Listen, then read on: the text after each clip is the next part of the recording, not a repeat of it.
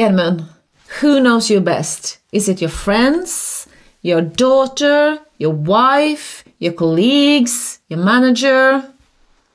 Why do you ask? Because this video is going to be about peer assessment. Peer assessment is both an assessment and a learning activity.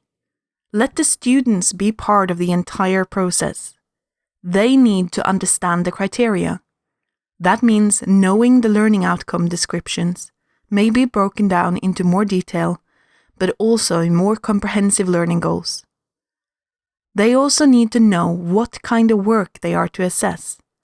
For an online course, it is likely to be written text, an essay, report, blog post, a video, or an oral presentation. But it could also be discussion, a spreadsheet, or a computer program code. When the students know what the learning goal is and what the object of the assessment is, they can be part of the discussion on criteria. What does an excellent project look like? What does it take to be good enough? This process is not taking time from other learning activities.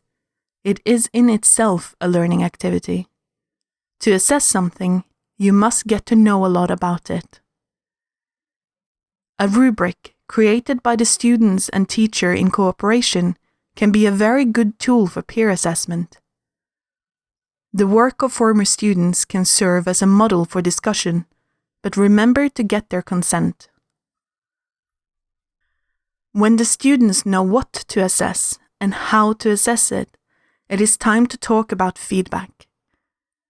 Many students feel more vulnerable putting their efforts out for peer assessment than for teacher assessment. The students need to discuss how to be constructive in their feedback to each other. A common problem is that students feel awkward pointing out mistakes or less than good parts of a peer's work, even in a formal assessment. Preparation and class discussion can mediate these challenges. As any teacher knows, it takes more effort to write a good comment than to give feedback face-to-face. This is because in a face-to-face meeting, tone of voice, body language, and facial expressions help give the criticism nuance.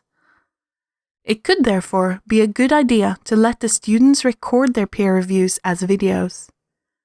They probably already have both the equipment and the experience.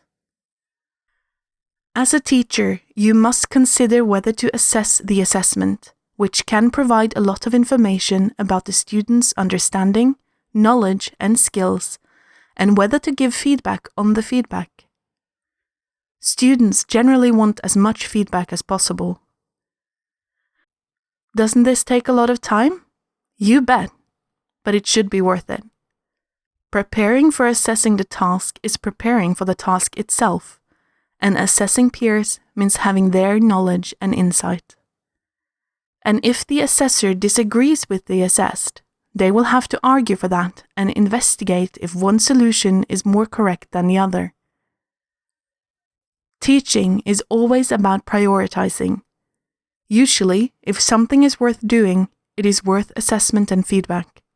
But it doesn't always have to be a complicated process, and small achievements can be assessed as part of a longer process.